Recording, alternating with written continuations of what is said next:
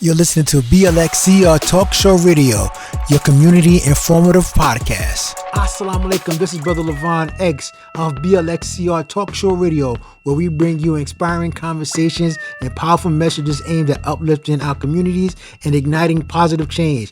Today, we are honored to introduce a profound lecture by the Honorable Minister Louis Farrakhan titled The Power of God to Heal the Black Man and Woman in America. If you want to hear more lectures of the Honorable Minister Louis Farrakhan, you can check him out on www.noi.org, or if you want 24/7 of knowledge, wisdom, and understanding, you can check him out on finalcallradio.com. Also, we want to highlight our hip-hop artists that bring in that conscious music. We got IBorn, we got Hecava Mecca, and we got Lish 2 times. Now, you don't want to miss these artists. If you want to support them, you can find them on Spotify. Please make sure that you support our artists and you support anything positive that we are looking to uplift our community. So without further ado, the Honorable Minister Louis Farrakhan. Peace. Minister Louis Farrakhan.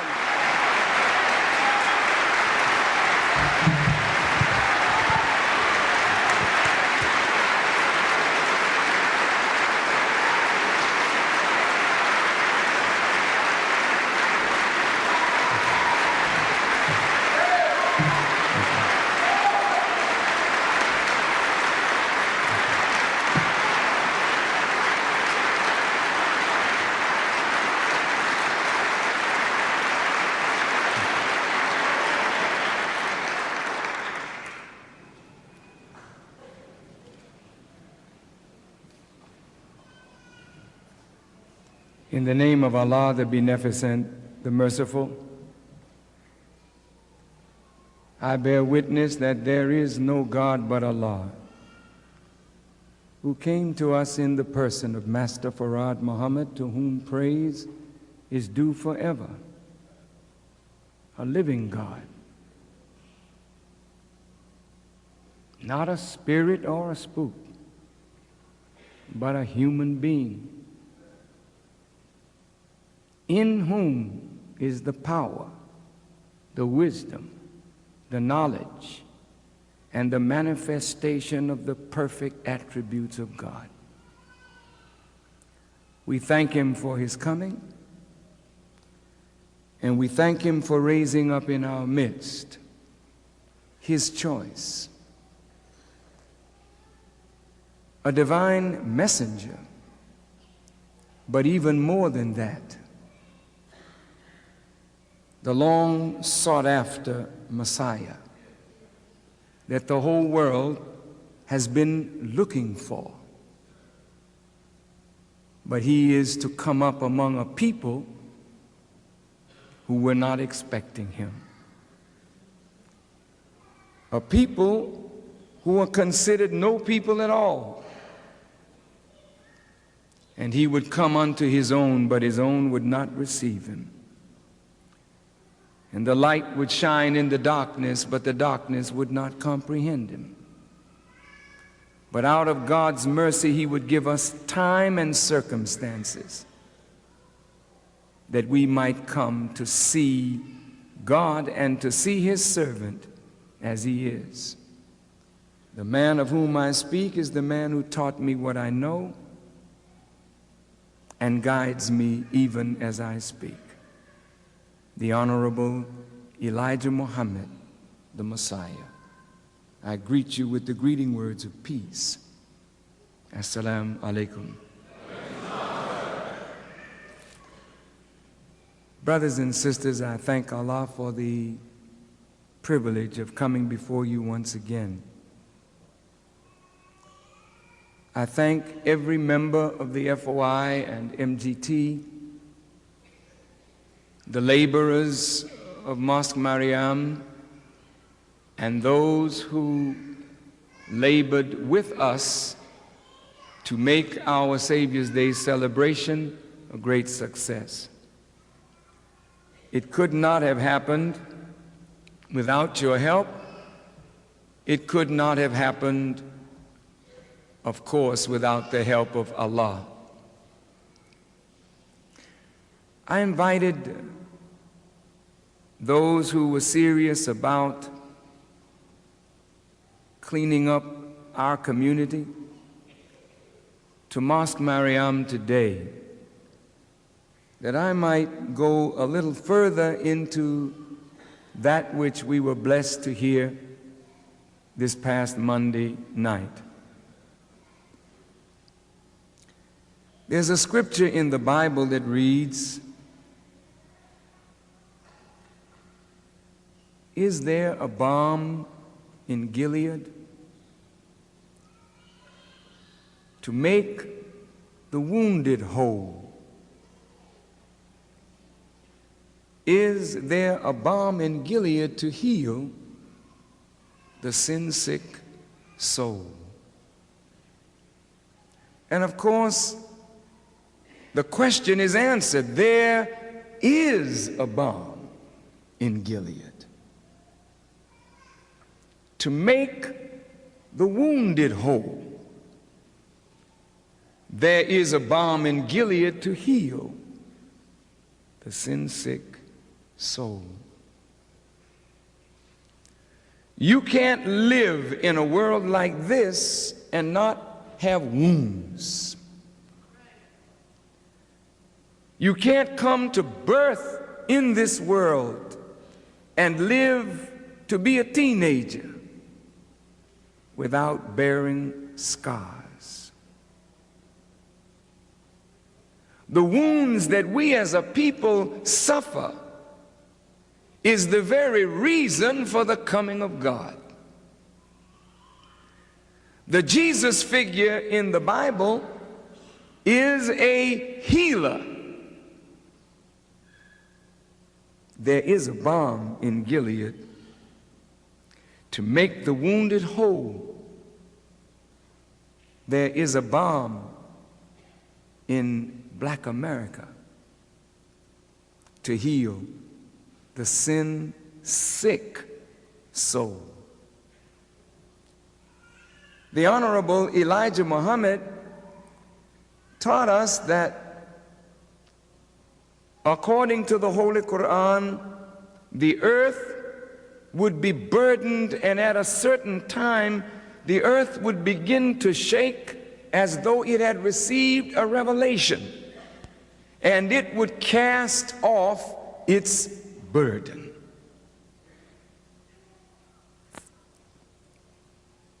What burden is the earth carrying? The Honorable Elijah Muhammad taught us that the earth doesn't really have a burden. Everything that's on the earth came from the earth, and the earth is quite capable of carrying what it produces. But he said to us that the burden that the earth is carrying is a wicked pull. The earth was not created for the unrighteous.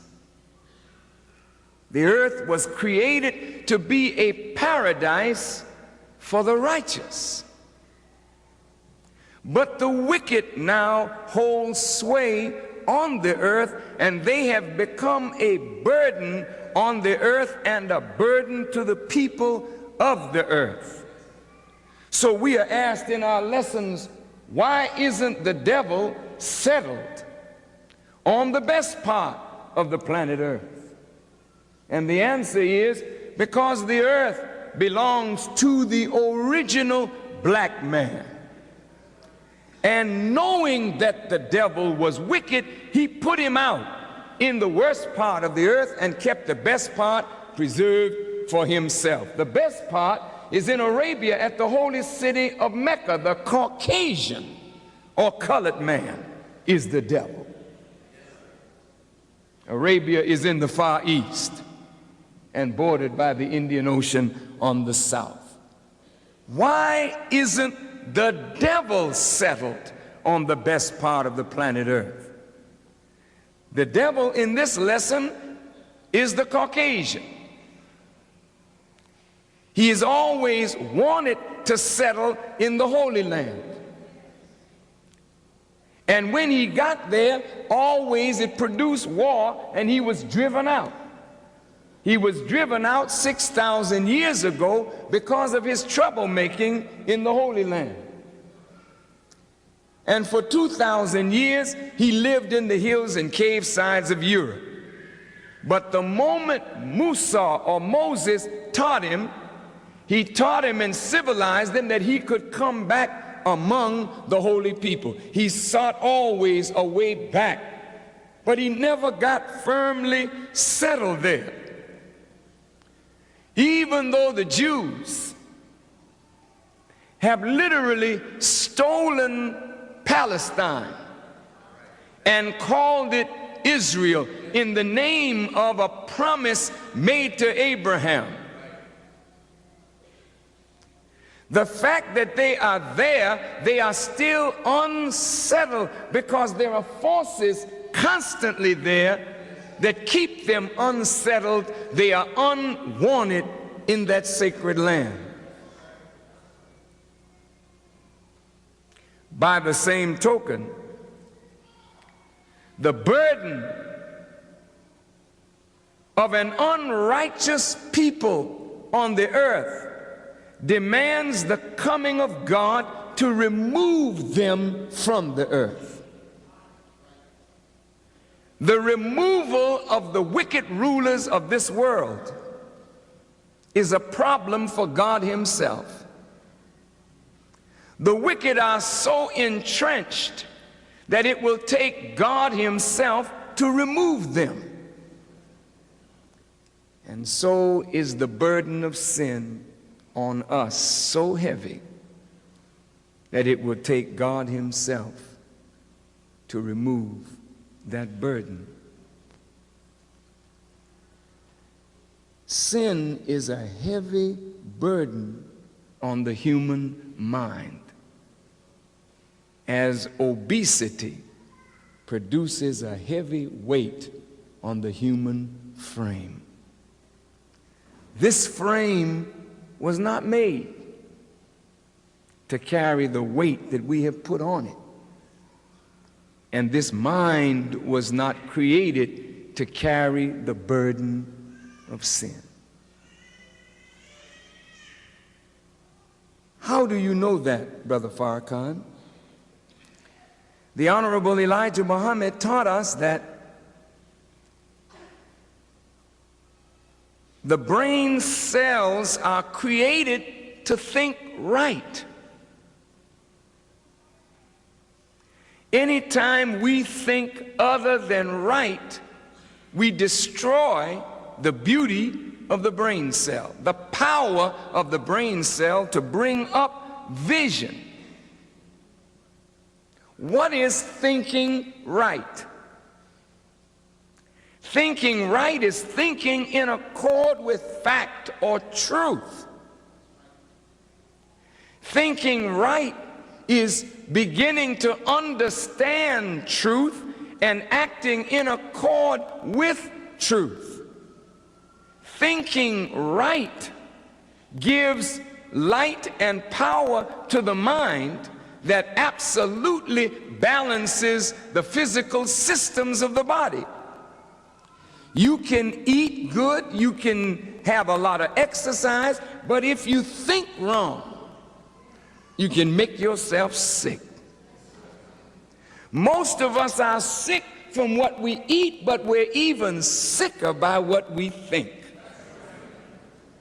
We assume things that may or may not be true, and then we act on the assumption as though the assumption is the truth, so the wrong thought produces the wrong action, which produces the wrong results, which increases the pressure back on the mind, and it becomes a circle of pressure. And that's what we live under today.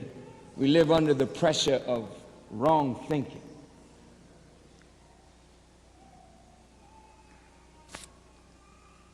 Why are we in this condition? The lesson says the devil taught us to eat the wrong kind of food. We're not only eating the wrong food physically, but the white man never wanted us to eat the right food spiritually and mentally. So today, everything that you think you know, God has to come and rearrange it or do away with it and give you a new mind. Because the mind that we presently have don't serve us. The mind that we presently have serves the one who taught us the foolishness that we exercise and has been responsible for the destructive behavior of the black community. So we need a new way of thinking. You can't have a new way of thinking until you get a new teaching. And at the root of that teaching, a new idea. And that idea must be consistent with truth and with the God who originated the heavens and the earth. That's why today, any man that comes up among us that will speak the truth will be set upon by this enemy government. There is a balm in Gilead to make the wounded whole. Where are we wounded? The prodigal son was wounded. The man that went from Jerusalem to Jericho was wounded. He was wounded in his head. Nobody would help him. The priest walked by on the other side. The Levite showed compassion but did nothing. It wasn't until somebody came and poured oil in his wound that he began to be made whole.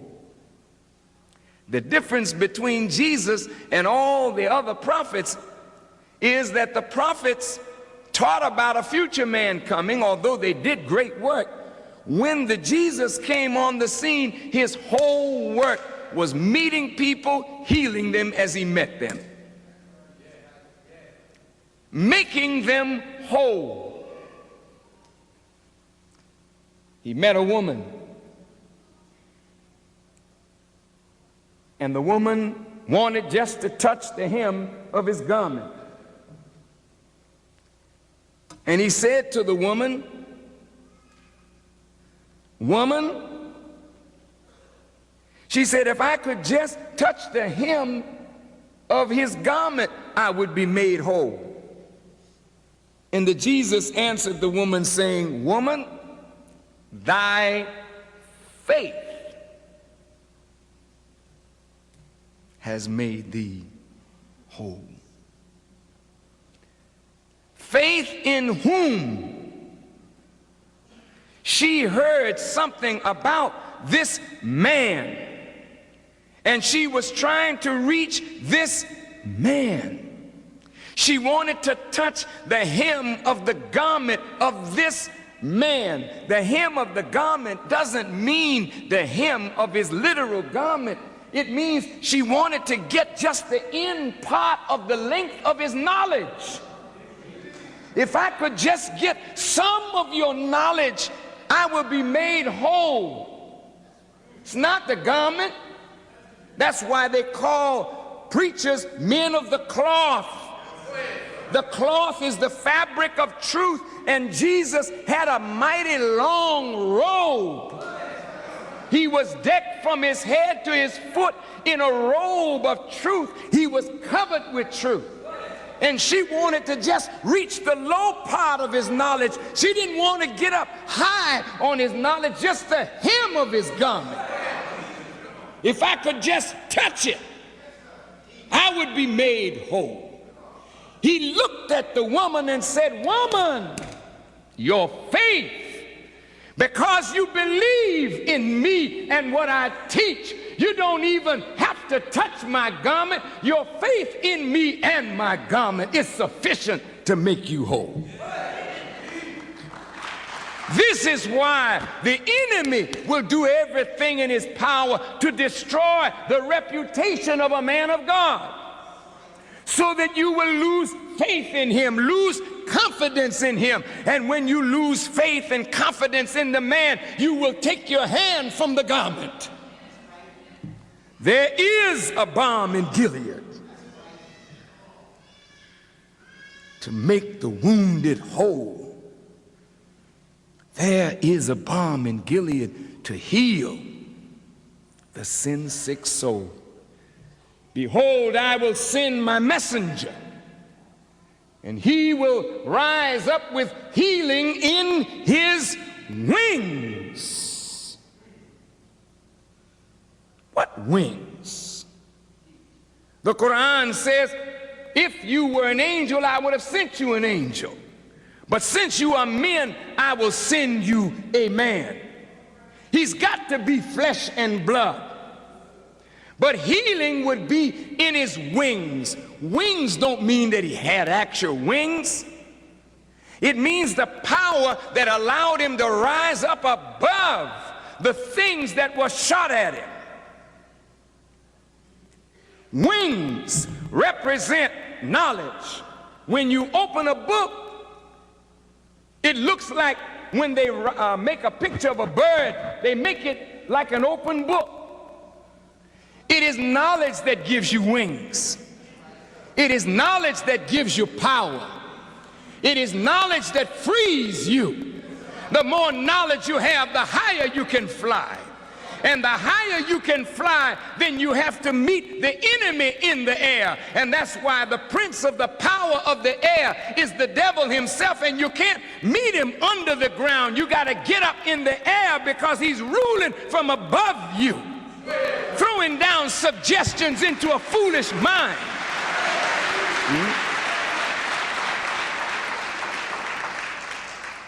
He had healing in his wings. What kind of knowledge did God give Jesus? He gave him a knowledge that was sufficient to heal the condition of the people to whom he was sent. This is why the foolish people who judge the Honorable Elijah Muhammad and say that he's not a true messenger of God and that God never spoke to him or taught him.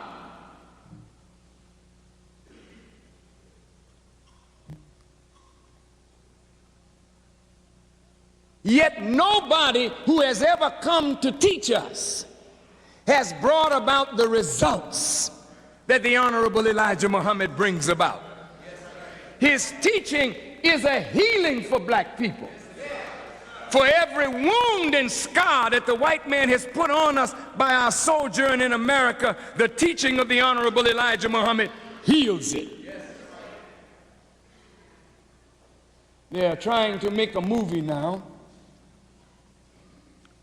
on Malcolm X. In fact, they are making it.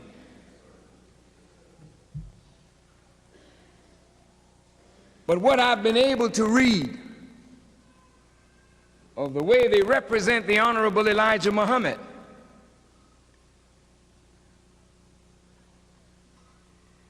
it's very sad. It reminds me of Barabbas and Jesus. The people were so low, they identified with Barabbas. They couldn't identify with Jesus.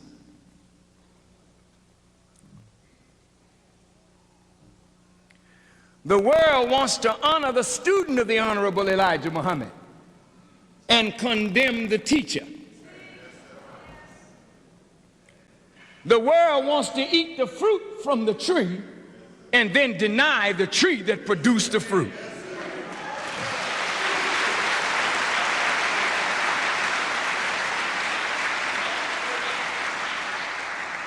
How could you love the product of a teacher and dislike the teacher that produced the product?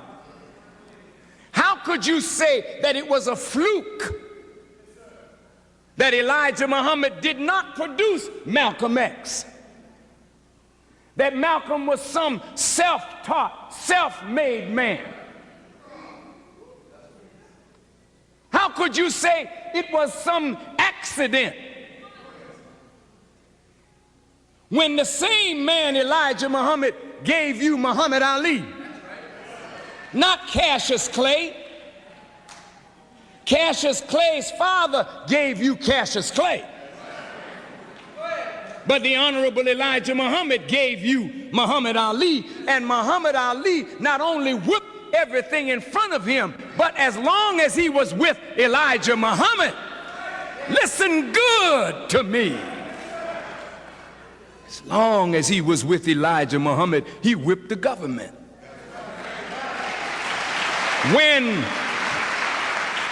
When Malcolm left Elijah Muhammad, there was a fall.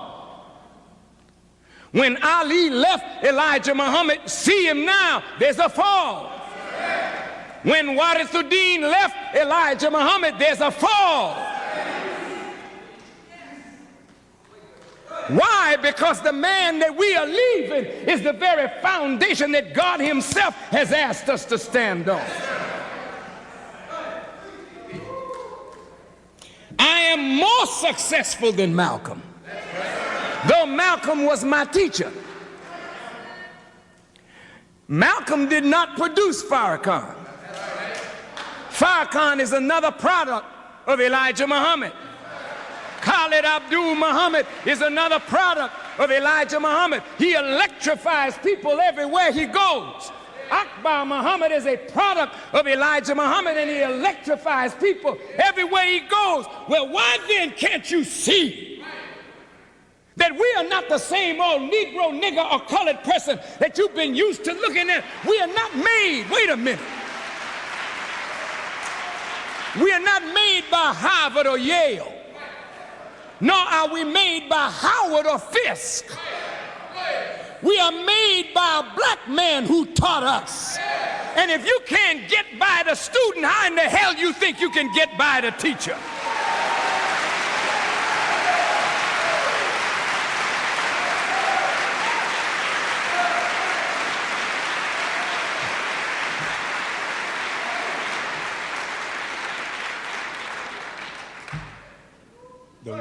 The worship of the student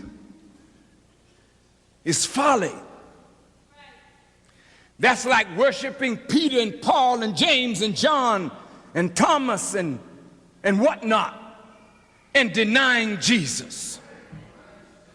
That's like saying that Abu Bakr and Ali and Umar should be worshiped and deny Prophet Muhammad.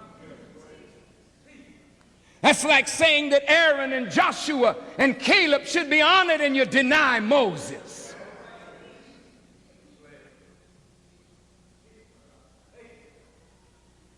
Right at this moment, I am the most successful black teacher in America or anywhere in the world. Listen, and don't think that I'm in some cheap boasting, because Allah hates any self-conceited boaster. That I'm not. I'm making a statement that bears witness to my teacher. If I am the most successful black person who is teaching and leading black people today or anywhere in the world, success in terms of getting a message over, success in terms of response to a message, what do you think the enemy is thinking? Do you think the enemy loves Malcolm? Malcolm called the enemy a devil straight out for 13 years. I was with him when he whipped them. And they were begging, is there some way that we can make amends?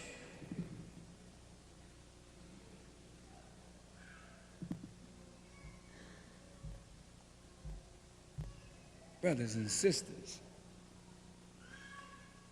if Malcolm, in that stage of his development, whipped every scholar that debated him, not because he was a college man, he was a student of a very sharp man, a very wise man. Well then, don't you think that there's a motive behind the Jews putting up this kind of money to make a movie?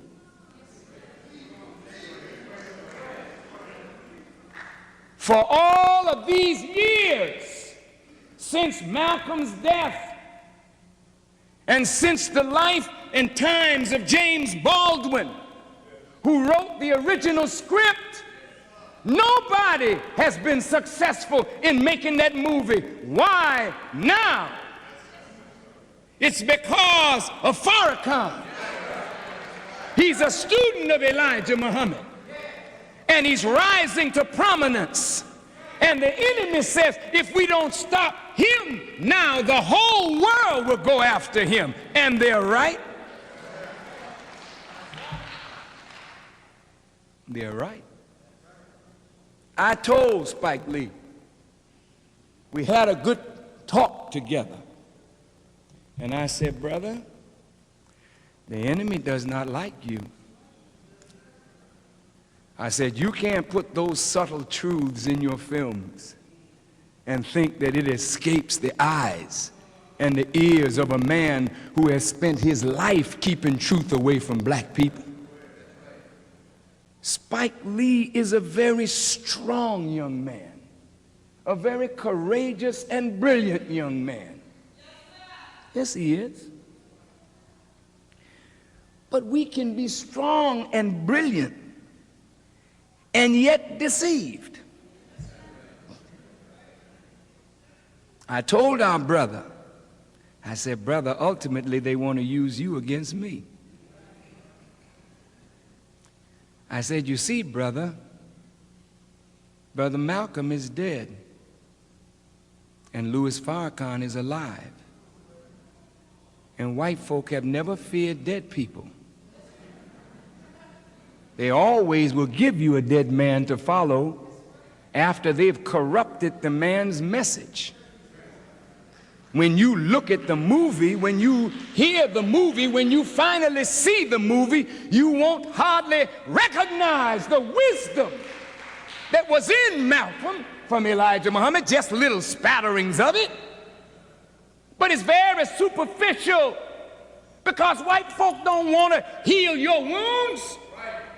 White folk want to inflict more wounds.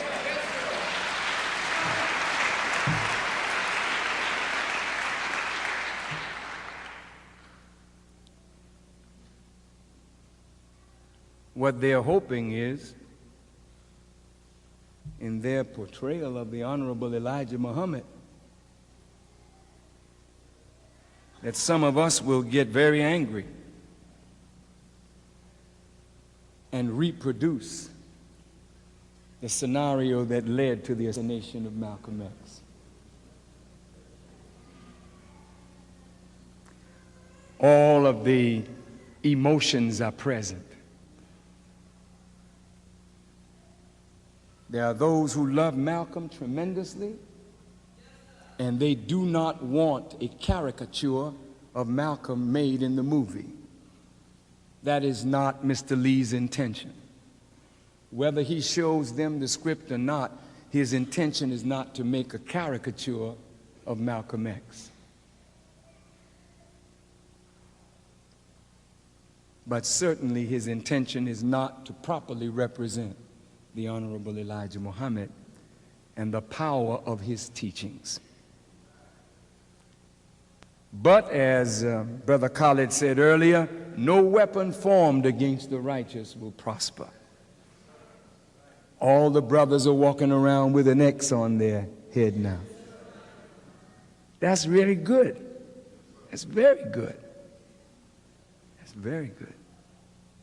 But where did it come from? Who gave Malcolm an X? What did he know about X? What does X mean?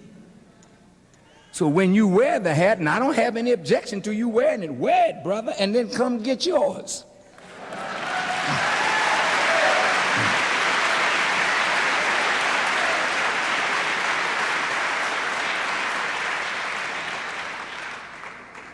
X in mathematics stands for the unknown. Malcolm was known as Malcolm Little. Little was his slave name. That was the name that the slave master gave to his great-grandfather. So when he woke up, he didn't want to be called by Little any more than you should be called by Johnson, James, Green, White, Brown, Whittier, Radcliffe, Muddy Water, Clear Water, O'Toole, Old Fool, whatever the name is. These are white folk names. You don't want to be called by their names. It's better to be called by an X. I don't know my name, but I am from God. I'm not the son of a tree, so don't call me Roundtree. I'm not derived from a color, so don't name me green and white and brown. I'm not the son of Jack, so don't call me Jackson. I'm not produced by a carpenter, so don't call me John Copper. I am a direct descendant of God, so let me wear the name of God, my Father.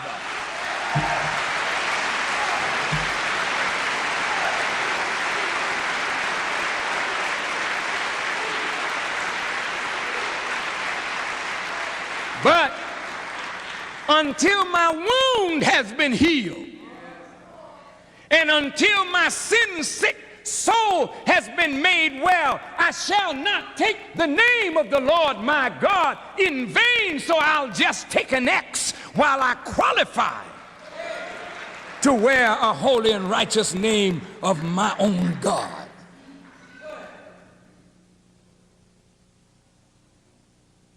Malcolm X in death will do more to help move the masses of our people toward the truth. Even though the aim of the enemy is to literally destroy and obliterate the Honorable Elijah Muhammad and subtly Louis Farrakhan, it will not happen. It just won't happen. Won't happen. You're too smart. They haven't calculated right. You're too hip today, brother. Boy, you are not going to allow the subtle maneuvering of a wise Warner Brothers and the writing of our brother who means well, but just had a bias. And you know, everybody got their own bias. And most people that don't know Elijah Muhammad, they don't really like him. What is it about him you don't like? The scripture says they hated him without a cause. But brothers, sisters, there is a balm in Gilead to make the wounded whole. There has never been a teacher that understood our wounds more than the Honorable Elijah Muhammad. Oh yes, Marcus Garvey was a great teacher. Noble Drew Ali was a great teacher. W.E.B. Du Bois was a great teacher. These are great, great men. And no Muslim who follows the Honorable Elijah Muhammad will ever be seen not honoring the memory of Marcus Garvey and Noble Drew Ali and David Walker and these great giants among our people. No, brothers and sisters, we love these men. But the mere fact that Marcus Garvey opened the way, but still named his movement United Negro Improvement Association. See, he knew that black folk needed improvement, but he didn't have a sufficient deep enough knowledge of self to remove not only the name Negro, but to unmake a Negro and make a black man. It takes some doing, brother, to unmake what the white man has made and then remake you and make you a black man. And a black man in the image of God. That's some doing. It is erroneous to say that Elijah Muhammad was a student of Marcus Garvey or a student of Noble Drew Ali Because if, in fact, he were, you would hear the teachings of the teacher coming out in the student. You study the teachings of Elijah Muhammad, there's nothing that Garvey taught that equals what Elijah Muhammad taught. No way, shape, form, or fashion. Now, I'm not trying to be smart, I'm just telling facts, brother. Garvey taught a black nationalist philosophy. He taught economic development, political development, but the spiritual side of it, he said another man would handle that. He didn't have that. And if you don't correct the black man spiritually, you can't do nothing for him economically, politically, or any other way. Because our disease is economic, it's political, but the depth of it is spiritual. Noble Drew Ali was right on the spiritual course. But he didn't live long enough to go far enough in that course. But I must hasten to tell you, the Honorable Elijah Muhammad did it. He laid the foundation, brothers. And because I'm standing on his foundation, that's what makes me successful. I'm not successful of myself. I'm successful because I respect and honor the teacher. I'm successful because I'm standing on the base that he laid. There's a balm in Gilead. He's the doctor, Elijah Muhammad. That's what the name Elijah means. It means doctor.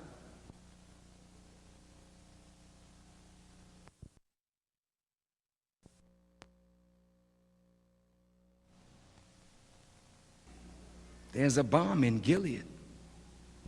He's the doctor, Elijah Muhammad. That's what the name Elijah means. It means doctor. And it means cure. It means the answer. It means the solution. Elijah means all of that because it means God is present. God is the answer. God is the cure. God is the medicine. But who is God? We say God came to us in the person of Master Farad Muhammad. That makes Muslims of the Orthodox stripe go almost insane. They say God cannot come in a person. Fine. You're wrong. God cannot come in a person. I say, brothers, look at all the attributes of God: the beneficent, the merciful, the mighty, the wise, the best knower, the granter of security, the giver of life, the raiser of the dead. These are not attributes of spooks or spirits. These are attributes that manifest in men. Because you see God, not see him. You really don't know how to picture him. You just say, God. We can say apple, orange. If I say apple, you see an apple. I say an orange, you see an apple. I mean an orange. If I say fork, you see a fork. If I say knife, you see a knife. Glass, you see a knife, a glass. Book, you see a book. God, nothing. Blank, you see nothing. So who is it that is this God that you worship? Well, Now, things get strange right at that point. Well, we know he is. Well, we know he is. He exists, yes. But why call him he if it isn't a he? Why don't you say it exists? Because it is neuter, neither male nor female. Well, if God ain't male and he ain't female, then it's a it. Well, don't call him he then. Because when you say he, you're telling me that there's a he involved. Both Bible and Quran use he. Both Bible and Quran use the personal pronoun I. They say he sees, but he don't have eyes. He hears, doesn't have ears. He grieves and sorrows over the condition of human beings, but he is not human. But what is he interested in our affairs for if he ain't one of us? How can you be made in the image and likeness of zero, and you are something, but your God is nothing, but you're in his image?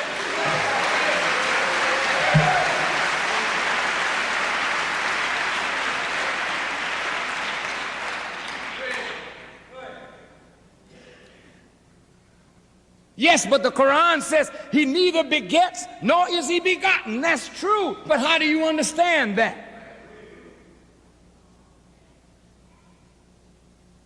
I am not begotten. What? How did you get here then, Farrakhan?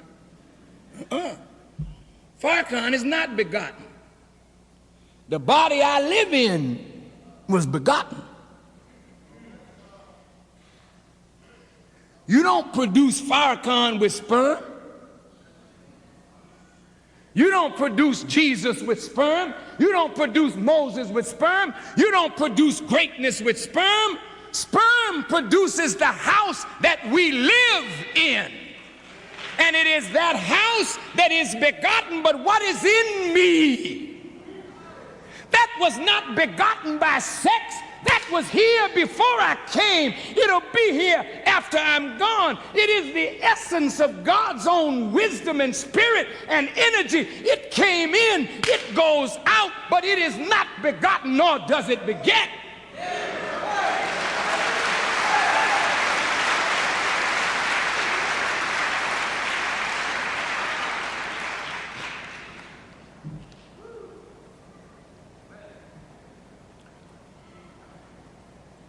You say,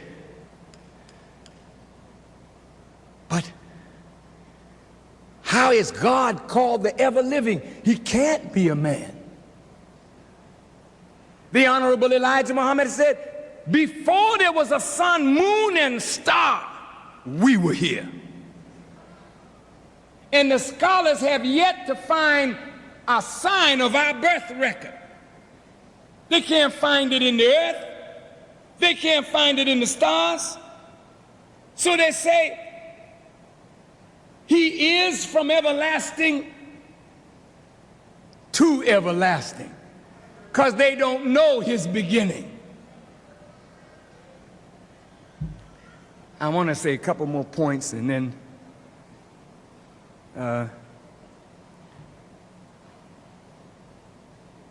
we can close our topic today. Did you know, brothers and sisters, that God himself, as the Honorable Elijah Muhammad taught us, brought himself into existence? He don't have a mother. He's self-created. After creating himself, he studies himself and produces us from self. The Quran says Allah created male and female from a single essence. And he created our mate of the same kind. And from these two, he spread many men and women. Well, let's go back to the first two. Because the first two tells us who we are, since we are descendants of those first two. He created man from a single essence. What is the single essence that man is created from? It is from the essence of God himself. Then from that same essence, he creates a woman. The woman is God. The man is of God. And from these two, he creates many men and women. So what you have is a line coming out from two that expands into the billions. Where's the proof of it in our life? We start from the merger of sperm and egg. It produces a single cell. That's the way we started. From a single cell. How many cells are in your body now? Billions of cells started from one cell that halved, that split into two, then multiplied. And now you are one human being comprised of billions of cells, though you started from one cell. That is the same as the human family. It started from two that became one and then multiplied. Now you have 4 billion people on the earth, nearly 5 billion. But the root of the 5 billion is God. You're not listening. We are 78 trillion years, so the Honorable Elijah Muhammad teaches us, from a beginning. That's a long time, brother. Beings coming up and going down in the earth for trillions of years. Trillions of years. And here we are, 78 trillion years from the beginning. What kind of person are we, people are we, who have been evolving for that many trillions of years? Do you know who you are? Man. God makes himself manifest in the fullness of time. And we are alive at the time that God makes himself manifest. Then who are you in the time of God's manifestation? You are at the same time that God is making himself known to the world, you are living. And you have been coming into existence since 78 trillion years, and you come now to the time of God's manifestation. So the perfect light of God breaks on a people now that are no people at all. But deep down in us, we represent 78 trillion years of evolution. Not Caucasian people. I'm talking about original people. Caucasian people have a very short time on this earth. They've been here a short time and they don't have long. If you're Caucasian, or members of your family are that, there's a way out for some if they take it. Bear with me a few more minutes. 78 trillion years we've been in the making.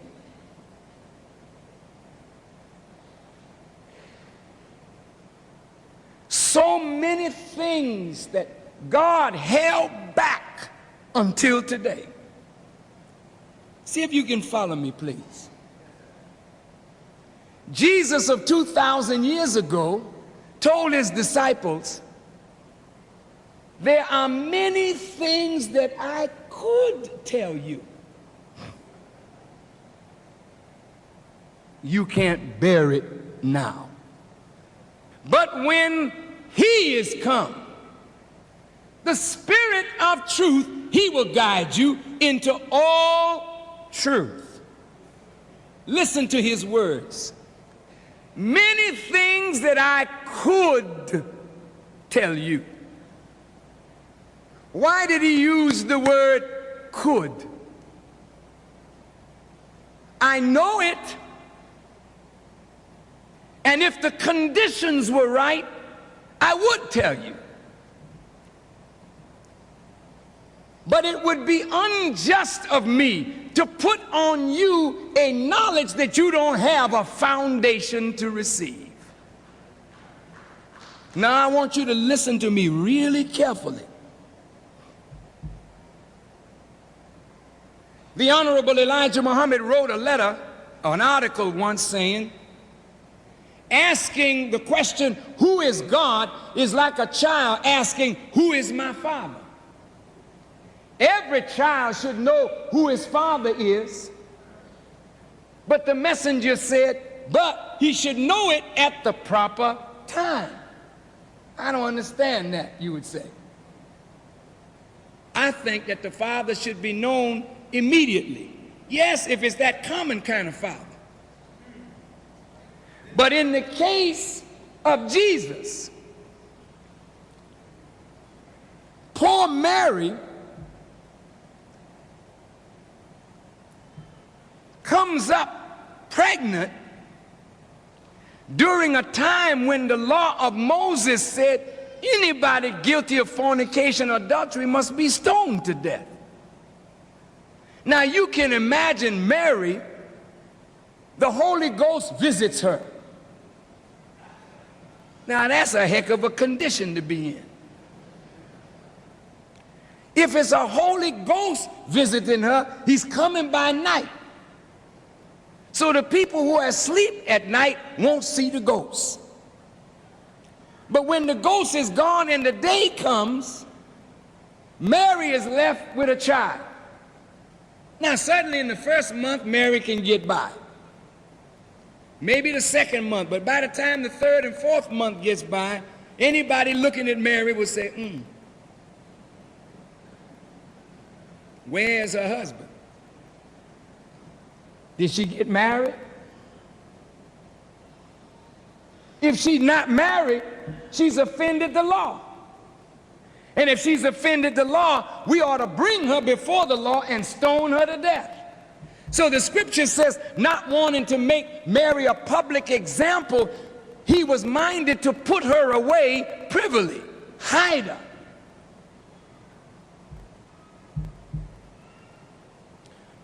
What does that have to do with many things I could tell you, but you can't bear it now? At some point, Jesus was going to have to get acquainted with his father. There is not a mother that has a child and she keeps the knowledge of the father away from that child. At a certain time, that child is going to ask that mother, where's my father? And you can tell the child your father's a no good so-and-so and so-and-so, but it doesn't matter. That child wants to know who my father is. I bugged my mother. Tell me about my father. And she kept on refusing. Today is the first time I found out what the name of my grandmother and grandfather on my father's side was. I found it out today for the first time. Now look, this is serious, man.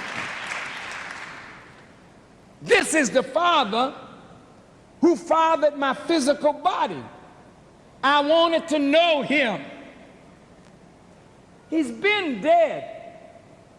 But since I never got acquainted with my physical father, God didn't want me to get acquainted on that level. He wanted me to get acquainted with that father that is the father of righteousness and wisdom, knowledge and power. Man, this is something.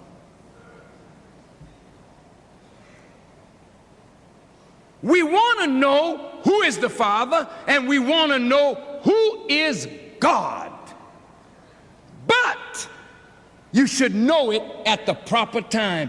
Everybody can't handle it. And if you give people knowledge before a foundation is laid for that knowledge, you destroy them. And that's why the Holy Quran says, ask not about things, the knowledge of which, if made known to you, would give you trouble. Inquiring minds do want to know. But inquiring minds ought to know when knowledge will be dangerous. The Honorable Elijah Muhammad was such a wise teacher that when we asked him certain questions that would reveal his identity, listen to his answer. He said, if I answered that, you would see something that I am not ready for you to see now. Oh, brother. Listen to that answer. If I answer you, it would allow you to see something that I am not ready for you to see now. Knowledge is sight. But there are certain things that you are not prepared to see, and it is better that knowledge be withheld until you are prepared. Now, there are circumstances in your life where your mother may want to tell you something about herself, but you don't have a foundation to understand what your mother went through. So maybe your mother will hold that knowledge from you. And when you grow up and become a mother and get some experience with life, then your mother can say, daughter, this is something I wanted to tell you a long time. And when she reveals it to you, it doesn't blow your mind. It makes you love your mother all the more for having held that from you, even though you wanted to know it, but they held it because you were not ready to receive it. That's wise. Now, what does that have to do with 78 trillion years and a healing balm in Gilead? Brothers and sisters, God kept this knowledge of himself and the root knowledge of this world back. The knowledge of himself has been kept back from the public for over 66 trillion years. And the knowledge of the root of this world has been kept back for over 6,000 years. So Jesus said, I thank thee, Father in heaven, for keeping these things from the wise and the prudent man and revealing them unto babes. Well, why would you keep something from wise and prudent men and give it to babies? Because the babies were born in the right season with the right material to understand the right message at the right time and move with the right response to that message. And that's why God always comes on time. He never is too early or too late. He is always on time. He knows the season. And so when Master Farad Muhammad came to North America, the season was right. He knew that this was the people to receive the greatest of all truths. Why? A foundation had already been laid in you, but you didn't know it. I didn't know it. But he was looking for one man in whom he could deposit the knowledge. And that man had to be strong enough to carry that knowledge. The Quran says of Muhammad, I shall entrust you with a weighty word. This book, listen to me carefully now, this book is being revealed to Muhammad. And yet God is using a future tense. You shall be entrusted with a weighty word. Well, if this is the weighty word, you don't have to use the future tense. You are being entrusted with a weighty word. But the Quran uses a future tense. because it's talking about a future Muhammad and a future time. Now, I just want to bear with me a couple more minutes. No. Brothers and sisters, Elijah Muhammad was entrusted with a weighty word. You do not put a weighty word on a shoulder that cannot carry it. Allah does not lay on any soul a burden beyond its scope. We might put that kind of burden on ourselves, but Allah will not do that. So whenever Allah entrusts a man with a word and a mission, the man is capable, even though he might not know it himself. Elijah Muhammad said these words to me. Listen carefully. He said, brother, the message that I have given you, completed, have given, present perfect tense. The message that I have given, it's over now, is nothing more than a wake-up message. The whole scope of Elijah Muhammad's teaching was to wake up a black man who's been asleep for 400 years. You don't wake up a black man. Wait a minute. Don't applaud. Just think. You don't wake up a black man as dead as you are with a little tap. Oh, brother, would you please wake up now? It's time. Go get somebody that's asleep in a deep sleep and whisper at the door. It's time. You gotta down there kick the door down off the hinge and make noise.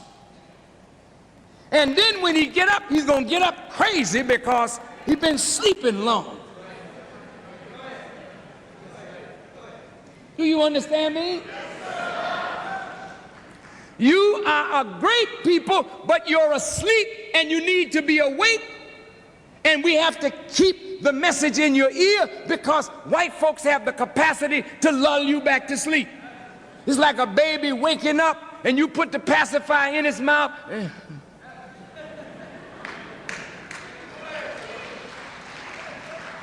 So you got to keep shaking the baby because you want it to stay up.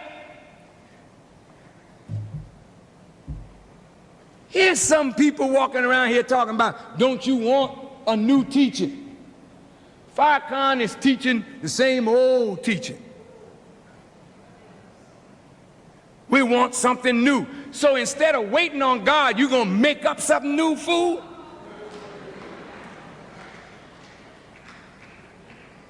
I have a mission and an assignment. That's why I'm successful.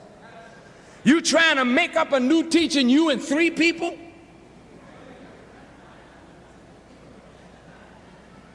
You trying to beat God to the punch with your new teaching? The Honorable Elijah Muhammad told me, don't change the teaching while I'm gone. He said, but if you're faithful to me, I will reveal the new teaching through you. It is very much okay. It's wonderful. So you can't make me make up new teaching. But I can expound on the same old teaching that is to wake you up. So you and I sure need to be kept. Are you all right? Yes, sir. Elijah Muhammad left us in 1975. I declared to the world in 1981 that I believe he was very much alive.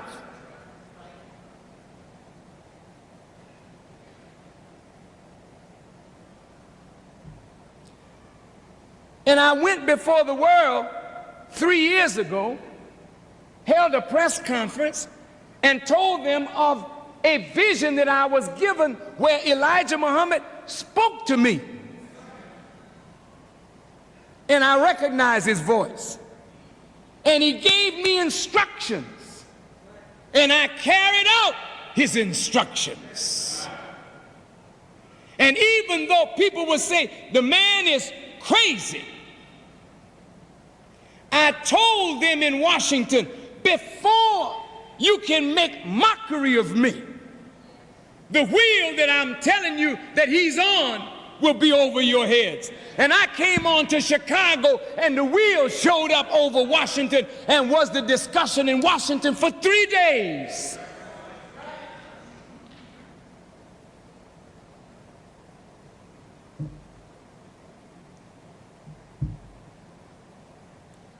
Elijah Muhammad,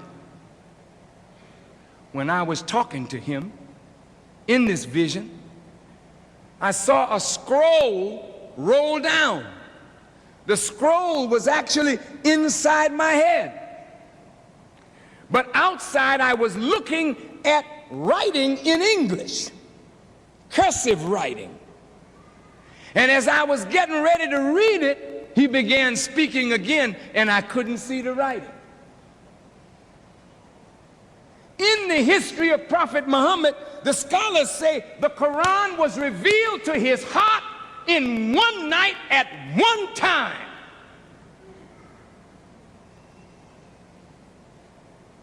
He promised me a book.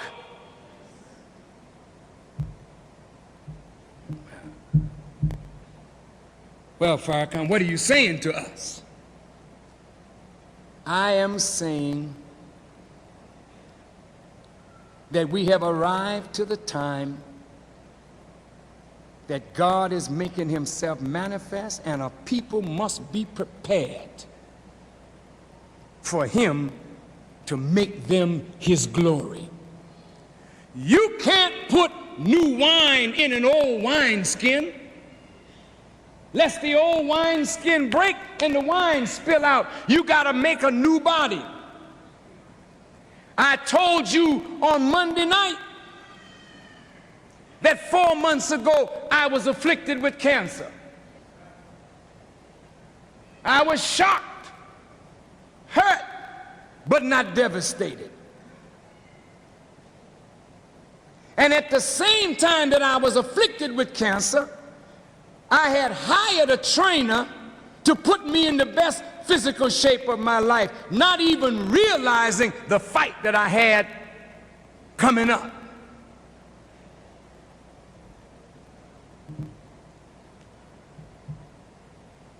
Please, just bear with me just a few more minutes.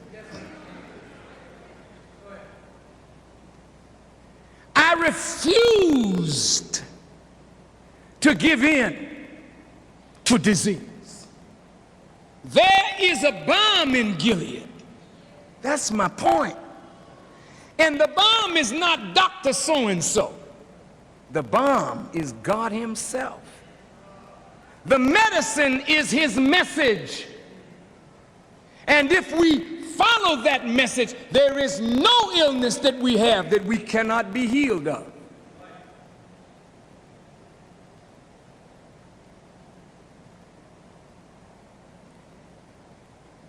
When I first began with the trainer, and he's here somewhere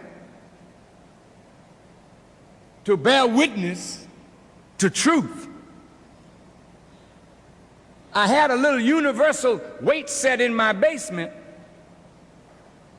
and the first weight on it is 40 pounds. And he said, just push it up, see if you can do it 20 times. It was just 40 pounds. And I think I got to around 15 or so, but 20 was a little much. And he made a notation in his notes. Minister did fine for his first day, just a little weak muscular in his muscles. 4 months later, in the mountains, the minister's struggling with 250 pounds,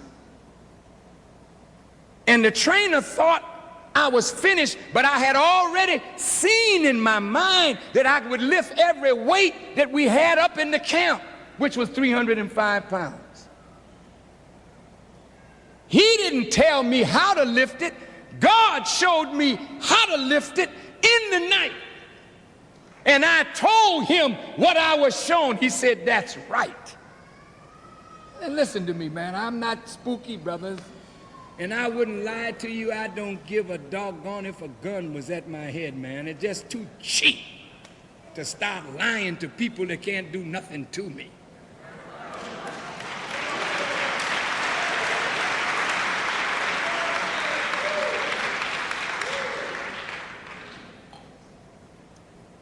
I struggled with 250 pounds, but I got it up. They have a cradle for the weight, you know. I just barely made it to the cradle. So the trainer said, well, I think he's through now. In his own mind, I said, let's take it up higher. So I went away and I was talking to myself all the time. He don't know what I was saying till later. He saw my lips moving. I kept talking. There's no power or strength except in Allah. There's no power or strength except in Allah. I am in Allah and Allah is in me.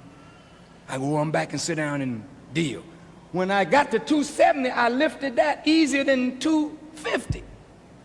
Then we said, take it up, and he took it up to 295. And he knew that one was too much.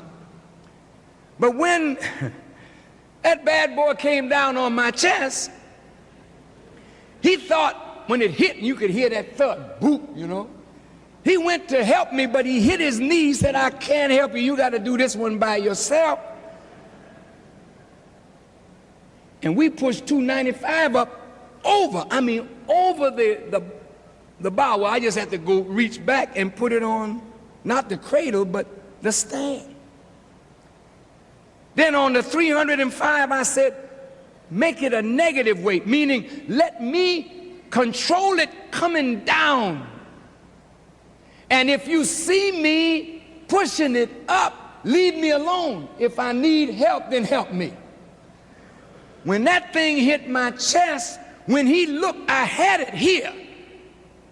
And then I called on Allah and pushed it up, 305 pounds. When I hollered Allah's name, the guards that were in the camp, the cook, everybody ran thinking that the weight had hurt me.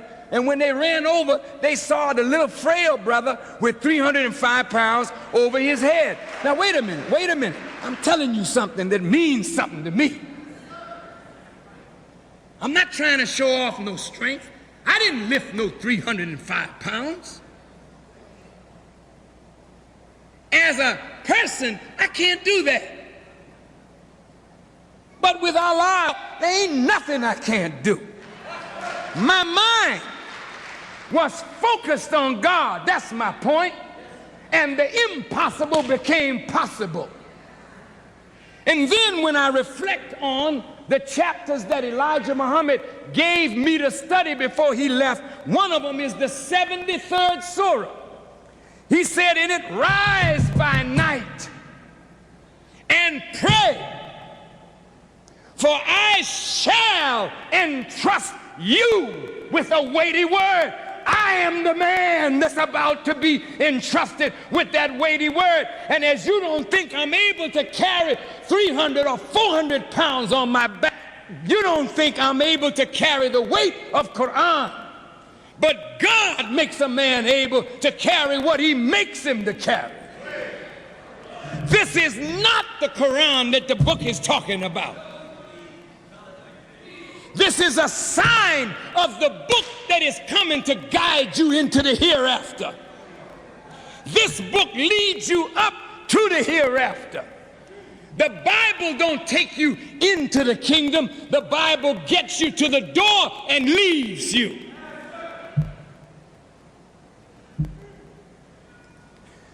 Before he can put new wine in an old vessel, the old vessel got to be made right. I'm an example now of a vessel that is being renewed, restored right in front of your eyes. I will not get older. I will get younger. No, I don't need no applause. I just want people to think. God wants you to look at me because he's going to do something with me that even though you're looking at it, you won't believe it. He wants you to listen to me because he's going to give me something to tell you that you should hear. It's time now. That's the point. And when it's time for something, nothing can hold it back. Regardless to how it comes, if it's time for you to know something, God will put it where it belongs, but you got to wrestle with it. Like I was fighting and struggling with that weight, but I finally got it up. That's the way it is with knowledge. When you come into knowledge that is beyond you, you wrestle with it, and it looks like it's going to throw you, but then you got to call on God. And when you call on God, he is always there when his servants call, and before you know it, you'll have the power to lift any weight. And that's the same way it is with burdens. Your burdens are light, and that's why Jesus said, all ye that are heavy laden, come unto me. And if you come unto me, I will give you rest. On Monday night, I said to the public, to the Christian people, yes, we know that Jesus saves. But brothers and sisters, black people need a living Jesus. We need one now that can save us from this wretched condition. And I'm humbly telling you, I have met that Jesus. And that Jesus is the Honorable Elijah Muhammad. He ain't no white man. Never was. He's one of your own brothers. And in his mouth is a knowledge that will save your life. How do you know that Elijah Muhammad is that Jesus? Because I am his student and I am his witness. You know, when you got a case and you go into court, one good witness can turn the thing in your favor. You may not have many witnesses. All you need is one good witness. Now, I want to ask you, am I or am I not, wait a minute, a witness for Jesus? Let me see. I was born in America among you. I went to school here. All my friends that know me, if you polled every one of them, not one friend of mine could ever say I was a rotten character. That's a hell of a thing, man. That you can grow up and everybody that know you, they can't say one dirty word against you with truth. When I met Elijah Muhammad, I was a musician. I gave that life up for this word. Elijah Muhammad told me when he first laid eyes on me in his house, he whispered in my ear. He said, brother, you remind me of David. And he walked away. Who is David? He was a musician. He was a tender of the sheep, but he was anointed of God. Elijah Muhammad knew me when he saw me. He knew what my future was when he met me, and he whispered in my ear to start me preparing for what I am now. You can take it or leave it. I'm not trying to impress you,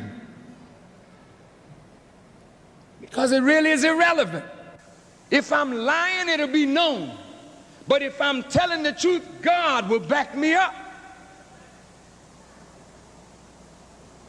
I have always loved black people. I always wanted to see black people free. I have never loved the enemy. Never did I love the government of America. Never have I loved it. And I don't love it today. It is the worst enemy of that man, the government of the United States and its president. They are the worst enemies of our people. And it's time that you stop lying to yourself and wake up and smell the coffee. The white man is the modern Pharaoh, and you are the modern slave. And Elijah Muhammad is a modern Moses, and I am a modern Aaron, the witness bearer of that great man.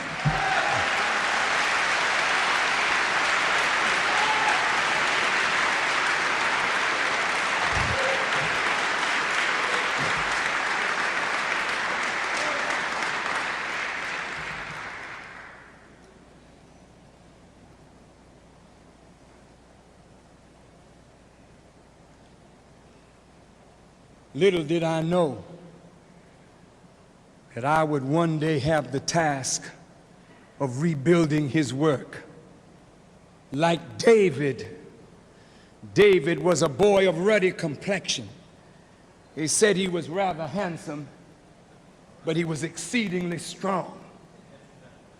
He didn't give a strong appearance, but he was very strong, because strength is not in this.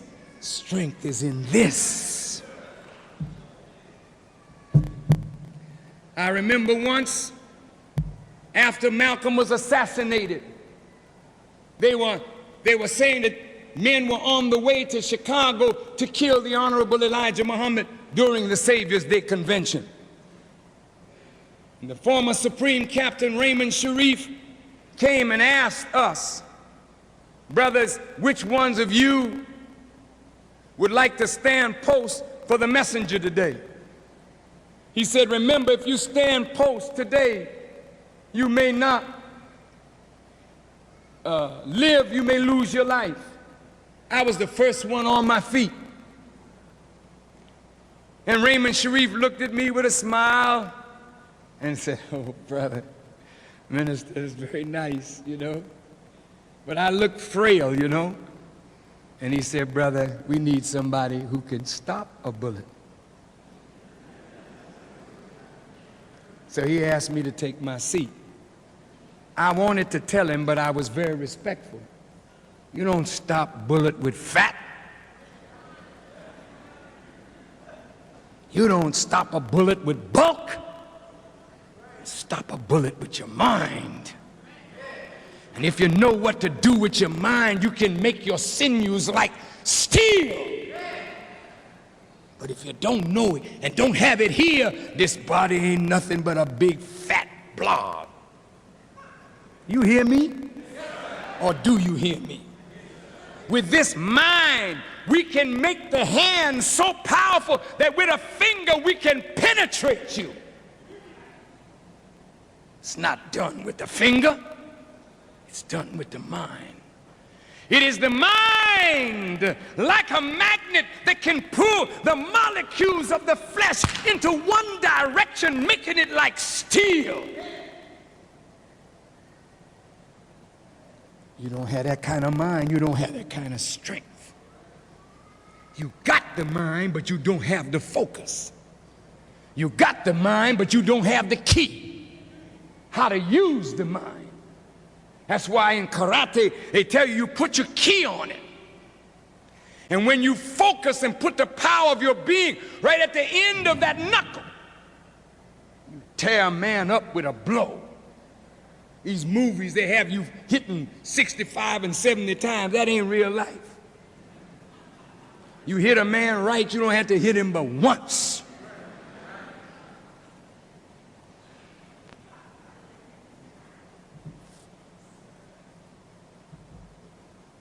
Mind. When Elijah Muhammad said, you like David, when it come time to pick somebody to lead the nation, little Farrakahn in New York, they didn't want me. They seen so many stronger men, so many more strong men, they pick over me. But the boy was anointed right in this house, sitting right in this section where all the messengers ministers. And he called me out and sat me in his seat. That was done in the days of David when he did it to Solomon, that the world may know this is my choice. But how do you prove that the man is the choice of God? Bust up the nation. Then give him nothing to start with, and with the help of God, he rebuilds it on his own with the backing of two beings. Nobody can claim this now. I didn't have the help of none of my father's great ministers or helpers or the helpers of his family. I had to go make help. But here we are. Jesse Jackson, my friend, when he wanted to run for president, he came to me. I didn't know what I was getting into, befriending the brother. I said, Reverend, I'll sit down with the council and we'll see if we will help you. And I sat down with the leadership of the nation and we all agreed to help Reverend Jackson. Next thing I know, the Jews were passing out some little dossier to all the media on Jesse to create the same kind of atmosphere in the country that they're creating today with Clarence Thomas. See, there's a hidden hand behind that thing going on in Washington. The Jews in their writing said if that man admires Farrakhan, anything that Farrakhan says, there's no apology that he makes that will be sufficient for us. They don't want that man there. They dredged up that woman. There's not a man in here that has talked to any girl that he wanted to have something to do with, whose language didn't degenerate or become pornographic.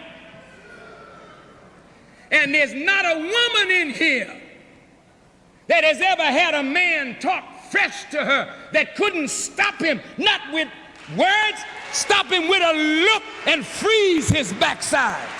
You all know what I'm talking about.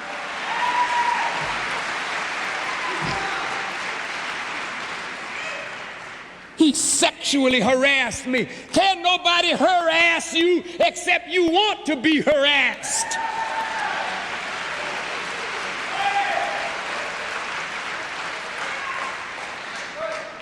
Did I say that right? I mess it up, sir. I said it wrong. I'm sorry. Bad pronunciation. I'll get it better next time. Sisters, that's game. You can't fool a man that know the nature of things with that kind of talk. He talked pornography to me. And he went on and on and on about, what the hell you mean he went on and on? You mean you couldn't stop him when he first started?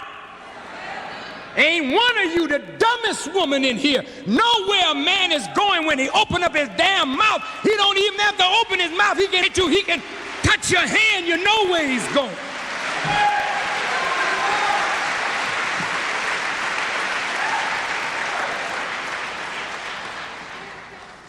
And there's not one of these men that want to be rebuffed. So when you freeze him,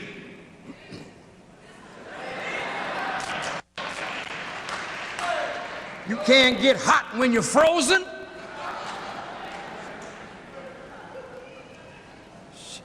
She'll put a deep freeze on you, brother.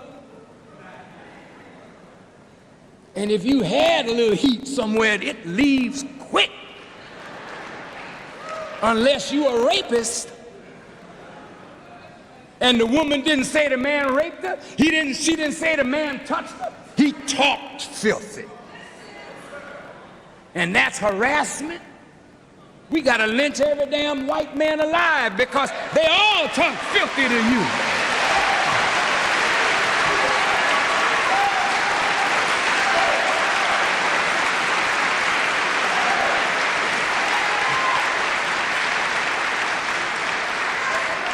I am a witness of Jesus Christ. I am a witness of that man. How are you a witness, Farrakhan? Jesus was born in the Roman Empire, and Rome was a punk in comparison to America. So that Jesus back there could only be a sign of one who would come in the last days in America, in the modern Babylon, the modern Egypt, the modern Sodom and Gomorrah, the modern Rome. America is all of it wrapped up in one. So you don't need no prophet. You need God wrapped up in a man. It takes God to deal with America. It takes God to deal with the black man's condition. No prophet can handle this. No prophet, not Muhammad, not Jesus of 2,000 years ago, not Moses. God and God alone. I'm a witness. I wasn't raised in Saudi Arabia. I wasn't raised in Egypt or Palestine. I was born in the ghetto in New York City. I'm a product of America, the hellhole of all hellholes. I was an honor student in school when I wanted to be.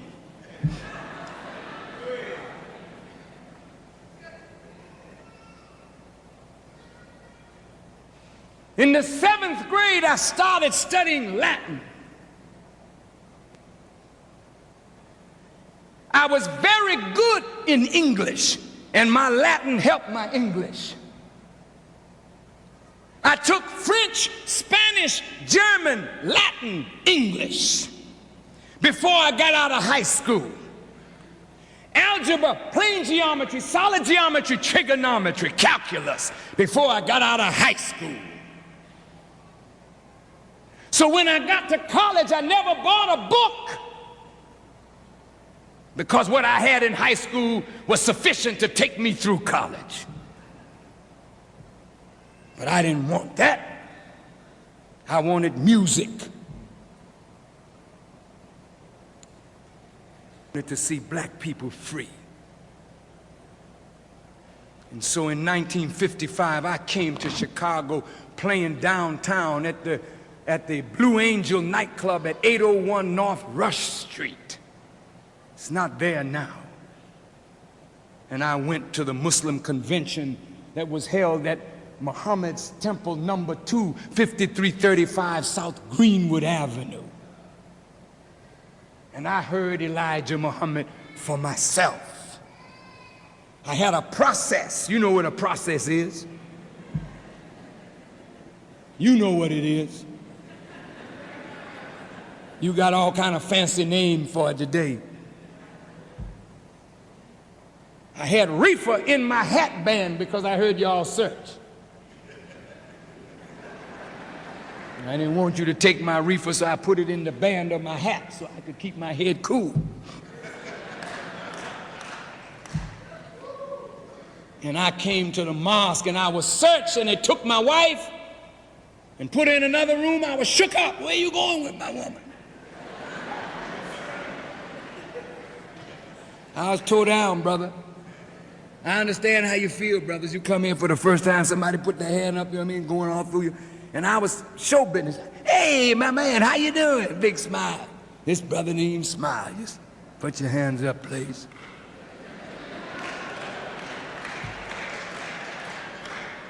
I said, what kind of place is this? You know what I mean?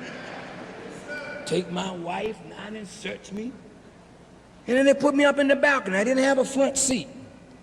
They put me in a place because the messenger told Malcolm, put him where I can see him. They had been conferring on me. Malcolm had told the messenger, this young musician from Boston, he's very popular, he'll make a good Muslim. And then the messenger went to work on me. Now I'm here with Jesse Jackson, my friend.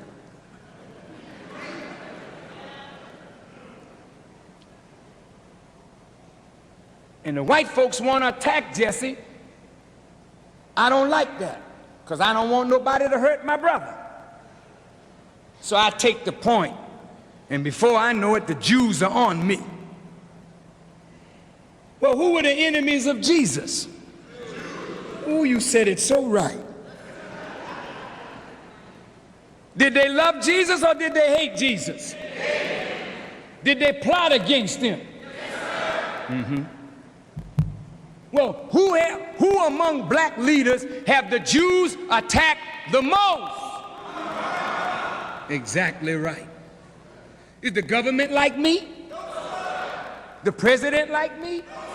The president talked about me, the vice president talked about me, the Senate censured me, the Jews hate me not only here, but all over the world. They all got together on little old me.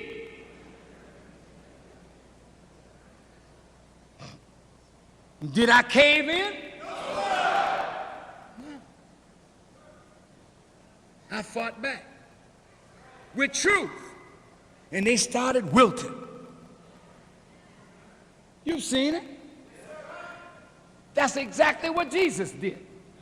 I'm a witness of it. Well, Jesus worked miracles. Well, you can say that Farrakhan did too. Any organization destroyed by the U.S. government has never returned to its former glory.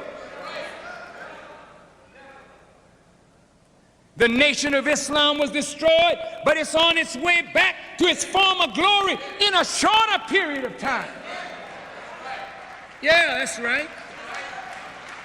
Just like Jesus raised Lazarus from the dead, I came to the tomb where you were buried.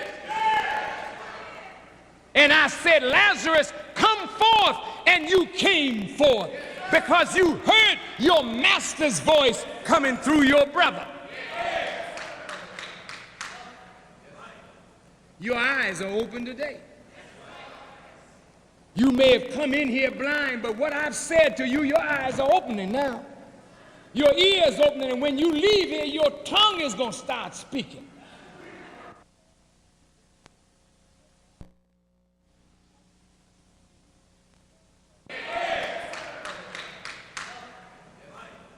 Your eyes are open today. You may have come in here blind, but what I've said to you, your eyes are opening now. Your ears opening, and when you leave here, your tongue is going to start speaking. So the man already has opened the eyes of the blind, made the deaf hear, the dumb speak, and this is a dead nation that he's raising to life. I'm a witness bearer for Jesus. There's a balm in Gilead to make the wounded whole. There's a balm in Gilead to heal the sin-sick soul. I didn't know that God had given me the power to heal people. I didn't know that. I got a brother here with me, Brother Akbar, who was with me and been with me how long, Brother Akbar? 26 years. In New York City, a brother had a muscular disease, could not walk. Am I telling the truth, brother? The brother wanted to say something to the Muslim community. We had to help him up on the rostrum. He went to stand and he was trembling so. I got up and I put my arms around him while he talked just to hold him steady. But I saw so much faith in the man. I said a prayer when he finished that God would restore his health. That was a Sunday. On Wednesday, the man was laying in his bed and his son was drilling on the floor, doing hot, hole. And the son said, "Daddy, come on and drill with me." And before he would think about it, he jumped down on the floor and he started drilling with his son. And he looked, he was walking. He came to the mosque, ran up the stairs, opened the door to my office, ran in and did one of them karate kicks because he used to be a karate expert.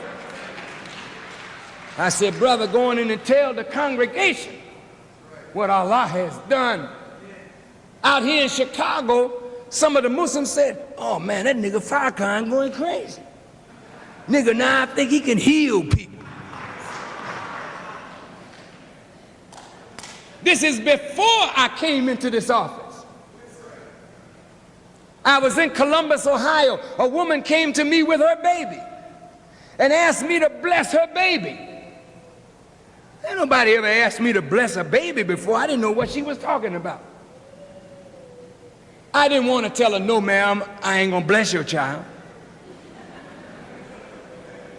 So I put my hand on the child's head and said a prayer.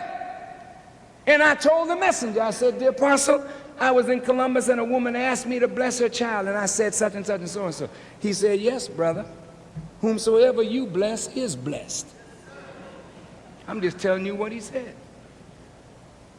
I've learned to see that that is true. A young girl got so distraught with her mother, she jumped off an 8-story building to concrete in New York. I was there before the ambulance, praying for the child. When the ambulance came, I jumped in the ambulance with the doctor. This little girl, the doctor was trying to open her chest, her blouse, to hear her heart. Every time he went to open her blouse, she moved his hand. She was unconscious, but in her subconscious, as a righteous girl, she knew no man had no right to unbutton her blouse. We got to the hospital, her brain began to swell. The doctor came to me, to her mother, and said, "We got to bore a hole in her head and let the pressure off." She came to me, "What should I do?" I said, "Just a minute." I went in the corner and prayed. I came back, I said, "Leave her head alone." They said, "But if we don't do it, she'll die." I said, "Leave her head alone." The next day, the pressure went down. The girl is walking today without pins in her knees or ankles. Prayer changes things. I had tuberculosis as a young man. My wife is here, she can bear witness. I taught 7 days a week, 2 times on Sunday, traveling from Boston to Worcester and Providence. I studied hours a day. That's why I can stand up without notes today, because all I did was study and preach. And my wife would cook, and I was so tired of preaching. From preaching, I couldn't eat. And I developed a cough. And one day a woman came to me and said, "Brother Louis, I have a doctor I'd like to take you to." And I submitted, and I went to the doctor. He gave me a patch test. The patch test showed positive. The man said, "You had tuberculosis, and you had it a long time." My God. I came out to see the Honorable Elijah Muhammad, told him what the doctor had told me. He shook his head. He said, "Brother, I have bronchial asthma." He said, "But I have dreaded this tuberculosis. I have never had that." He never said another thing. I went on back to Boston, and that night I laid down in the bed,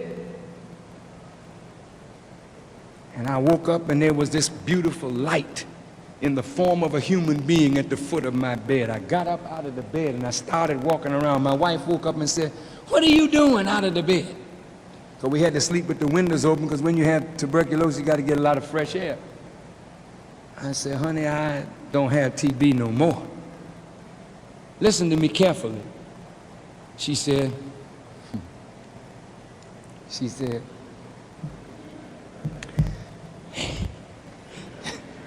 I ain't gonna tell you what she said. But it goes something like this. You better get your backside back in this bed. Like you ain't got TB no more. Walking around with no covers on you and you got the window open, you know what I mean? But I said, no, honey, something strange went on in this room. I don't have no TB no more. The next day I was to go to the doctor for the x-ray, not to know whether I had it, but to see the extent of the damage. That was on a Wednesday. And on Friday, the doctor called. And he was excited. And he said, Louis. I said, I know. He said, what? I said, I don't have TB anymore. He said, that's right. He said, the only thing the x-ray showed up was a scar where the TB once was. Now I can take x-rays all day long. The scar is not even there anymore. That's the same way it happened with the cancer. On a Wednesday, I took the test. On a Friday, they said, I got cancer. 3 months later, I get an examination. They say, there's something there, but it's very minuscule. It is not a cancer. It looks like a scar or something. Scar. Something was there, but it's not there now, just a scar. I went up in the mountains to pray, and I went back 30 days later to have another examination. There wasn't even no scar no more. The gland was perfectly round. God healing me, and through me, healing a nation. When I prayed on Monday night for us that were in that audience, I was asking Allah in the person of Master Farad Muhammad to demonstrate his power to every one of you that have any affliction at all. Because you don't believe God is a man. You don't believe that that man came and chose you to be his people. So somewhere, somehow, he's got to prove that he's God. So I prayed to him for you. I know you don't know him, many of you. But I didn't care whether you knew him, whether you liked him. I asked him to heal. And I mean, letters are coming, fax are coming, telephone calls are coming. People saying they were healed. I've never done anything like that before in my life. And I hope that a whole lot of people don't come around the house in wheelchairs and whatnot asking Brother Farrakhan to perform some miracle, because that's not my mission. But what I failed to say on Monday night was, I went up in the mountain to pray for my enemies. And I was going to pray that God kill every one of them. No, listen. I was so angry that some black people shot our brother captain in Baltimore, fired into his car 17 times, and with 3 bullets in him, his foot on the gas pedal and his head down. He drove the car turning corners and they turning with him, firing. He made it over a 7-foot fence with 3 bullets in him, and woke up one of the brothers who took him to the hospital, and within 48 hours he was back on the street. Allah is God. But I was so angry, I took that personal. Because the enemy is so angry with our success now, they want to pick off the leaders of the nation, the strong helpers of the nation, one by one. So I said, to hell with this. I'm going up in the mountain and I'm going to talk to God and ask him to kill every one of my enemies. And when I went up in the mountain to thank God for my healing, and to pray for my enemies. He told me that that wasn't the right prayer. You don't pray and ask God to kill your enemies when you're sent to deliver. Your people who are your enemies, but they're your enemies because they don't know any better. Those that aggress us, they won't aggress us anymore. It's very serious now. We will never be the aggressor. But anybody that comes against us, according to this book, don't spare them, brothers. Don't spare them. If they come after you with a gun, and Allah spares your life, and you hear the gun click and click, that's God. Take the gun from them and see, will he be as merciful to that person as he was to you? Kill them.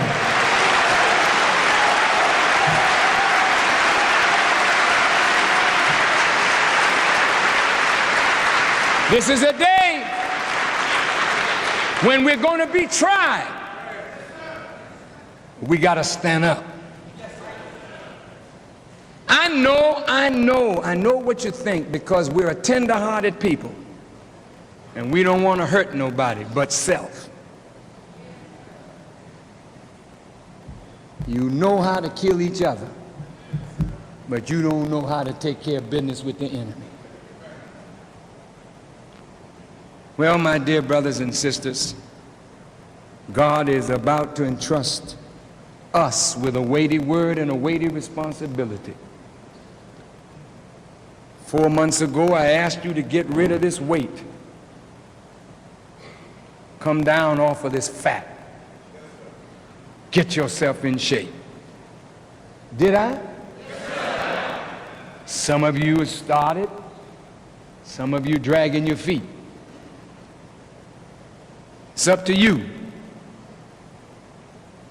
But if you want to be made new, you might as well get started.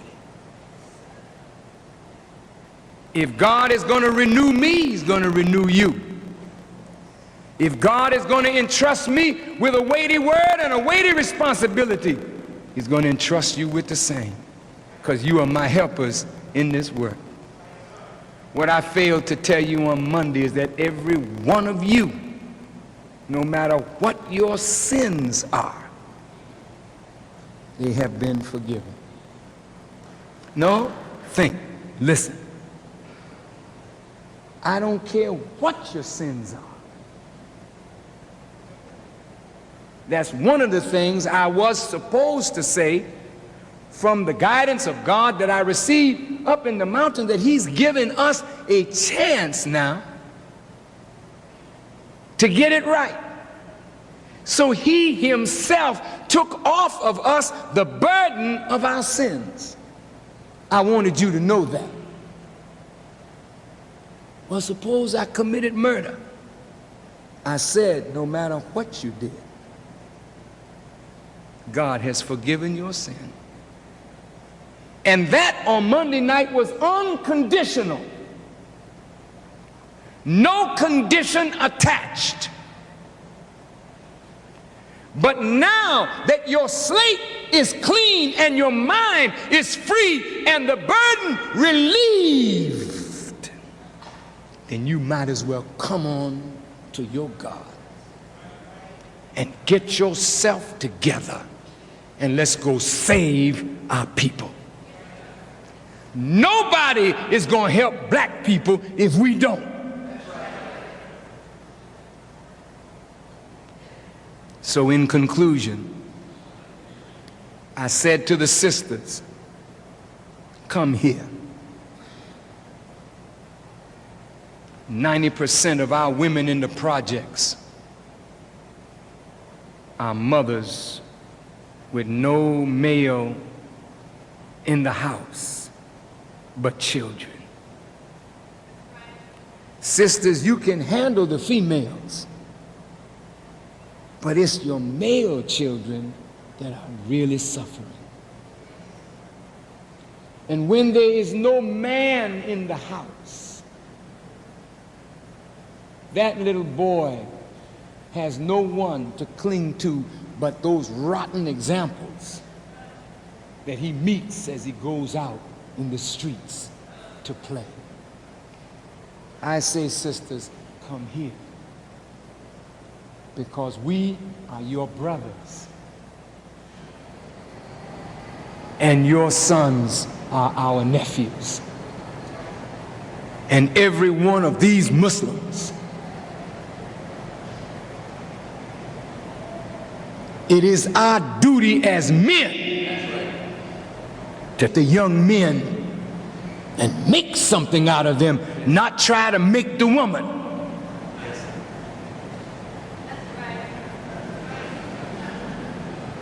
Sister, I came to look after your son.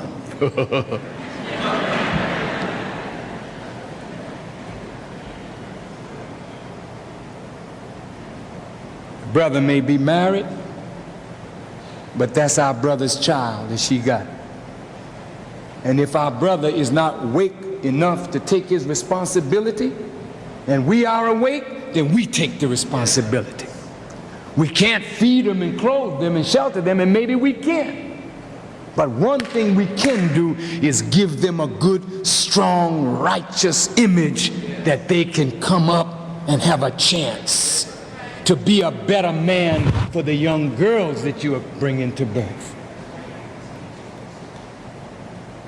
I talk to you about fear. Brothers, you and I never were created with fear in us. God created you like a lion with no fear. And what the white man did was put fear in where there was no fear. And we became afraid to think, to move, to act. So all white people got to do is come and show their presence, and we start calming down. But brothers, when you get to know Allah and to fear only God, that's the only one that fear should be in you for, is God. Then all creation becomes your servant. Come out of fear by fearing God. And when you become afraid of God and nobody else, you're free, brothers. And then we will be like the lion that sits in the desert called the Sphinx. When we roar, everything in the jungle will keep quiet. When you become the lion, white folk will become the lamb.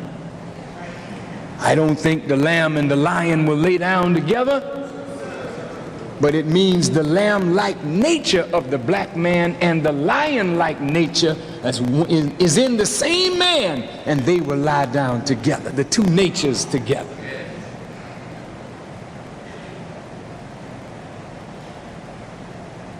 Overcome fear. Sins given. On your way to healing, there is a balm in Gilead. And I'm going to close reading something from the Quran. Just a few words.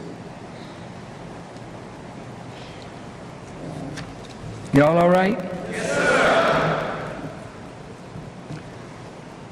This is the 94th chapter of the Quran, and October the 7th was the 94th birthday of the Honorable Elijah Muhammad.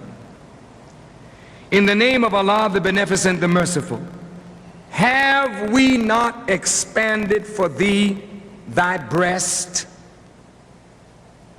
and removed from thee thy burden which weighed down thy back, and exalted for thee thy mention? Surely with difficulty is ease. And then Allah repeats it. With difficulty is surely ease. So when you are free from anxiety, work hard and make thy Lord thy exclusive object. Brothers and sisters, in order for us as a people to love each other, our breast has to be expanded. The prayer of Moses to God was, expand for me my breast. Every woman that has a baby will think that sometimes that baby, you love it so much you can never love another like you love that one. But every time you have another child, you find more love in you. And when you get the third child or the fourth child or the fifth child, there's still more love in you. And when you don't have children anymore, you can still love somebody else's child. Your breast continues to expand. Moses' mission was a big mission. So he needed a breast. You know, like when you take in more air, they measure your chest, deflate it, then they say, breathe in, and you breathe in, the chest lifts, it's expanded. What does that mean? We need a greater capacity for inspiration and a greater heart to teach that inspiration to the multitudes of the people. So God is telling Muhammad that I've expanded for you your breast, and I remove from you that burden. Sin is a burden. It's gone now. It's over. Your sins, he said, forgiven. In the book of Jeremiah, God says, I've taken your sins and I have cast them into the sea of forgetfulness. Man, you know we need a God like that, brother. Much as we messed up. That's a heck of a burden to be removed. Surely with difficulty is ease. And he repeats it again. Some scholars say, in the difficulty is the ease. And I bear witness. If you don't run from the difficulty, right in the difficulty you find the ease. I thank you for coming out today. I thank you for your attention. And I pray to Allah in the name of his messenger that you won't run from the difficulty of this hour, but in the very difficulty is ease. Let's take courage, face the difficulty, and let God bring the ease. And when he makes us free of anxiety, work hard, and let's make Allah our exclusive object. Thank you, and may Allah bless you as I greet you in peace. Assalamu alaikum.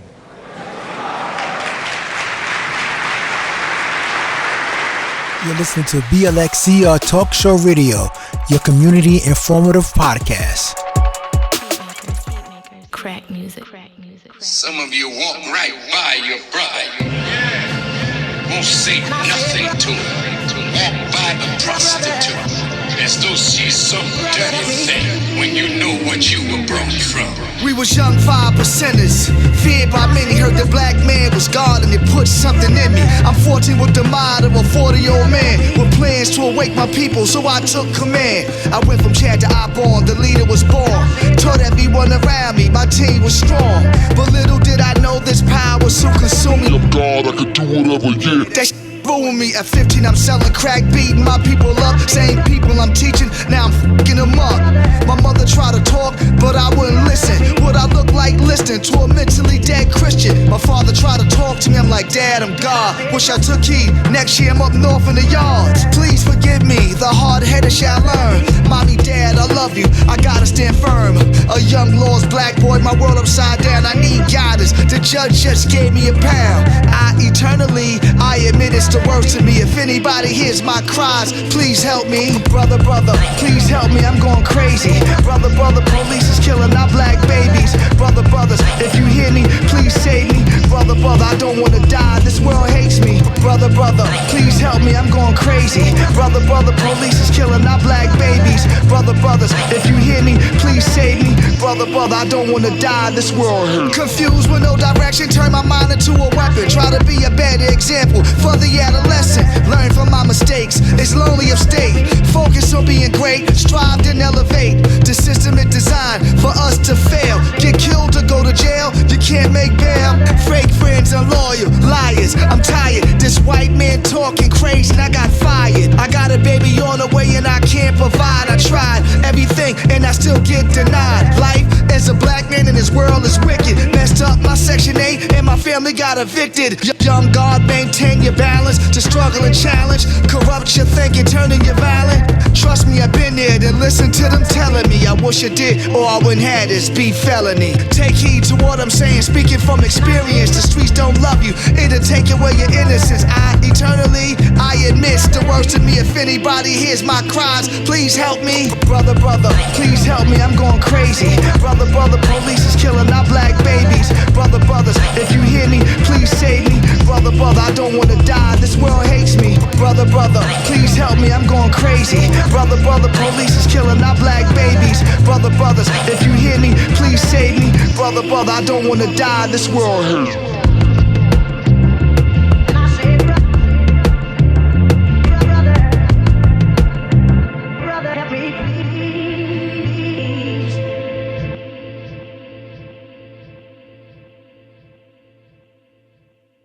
I can tell you I don't have money, but what I do have are a very particular set of skills.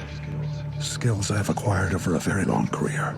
Skills that make me a nightmare for people like you. Always with me. Always with me. Ooh. Heat makers. Crack music. Hey yo, IBorn, what's good? It's your brother Louis Rich. Do what you do best.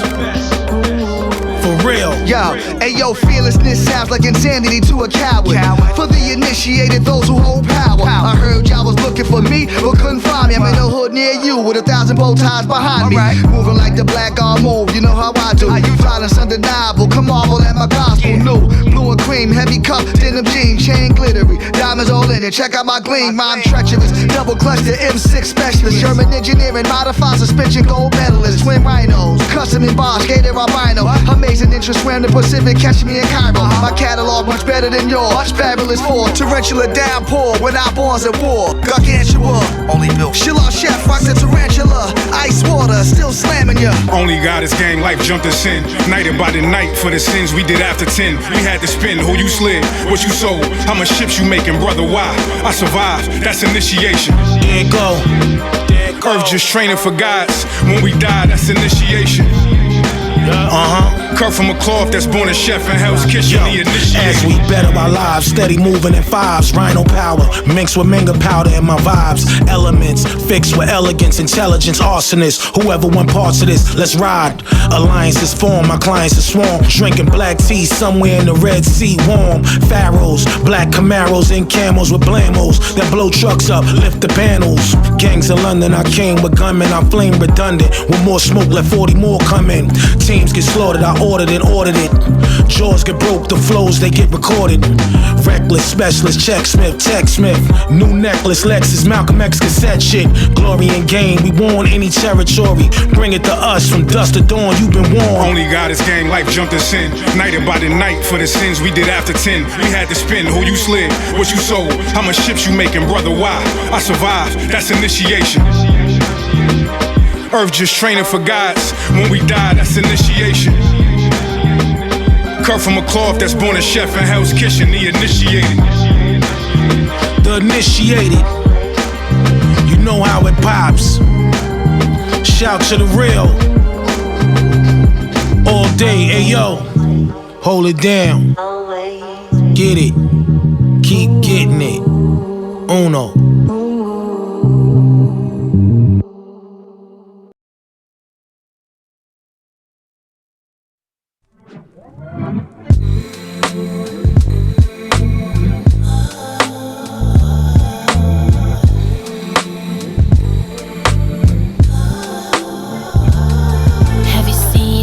Sight that every eye should behold. So beautiful with more than silver and gold. She's like food for the soul. Now eye candy, cause in God she's clothed. Baby girl, a brand name, she rockin' where was she sold. She rise up early morning, making moves all day.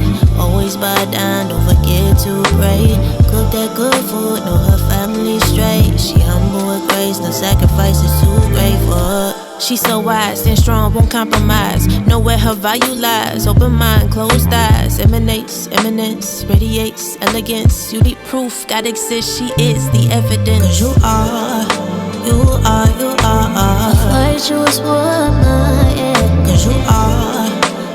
A virtuous woman, yeah. Only fear God, you deserve your praise. Honor your work at the city gate, you are.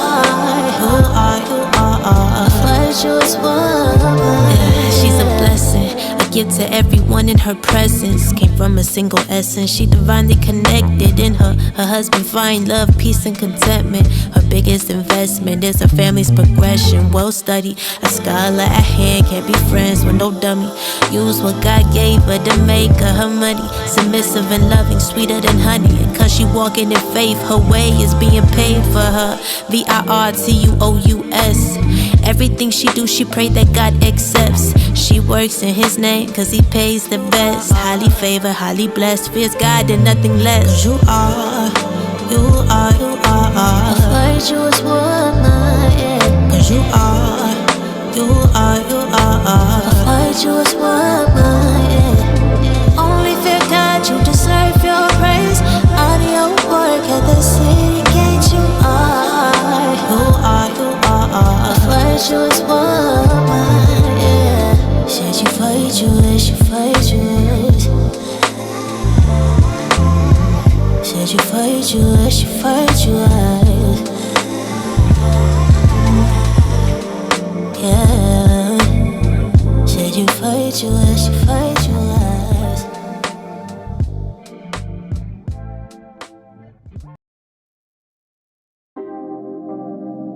Undeniable, undeniable, undeniable, undeniable. Lish. Two-time. Music. It's the greatest, the greatest, the greatest, the greatest. La ilaha illallah. Muhammadur Rasulullah.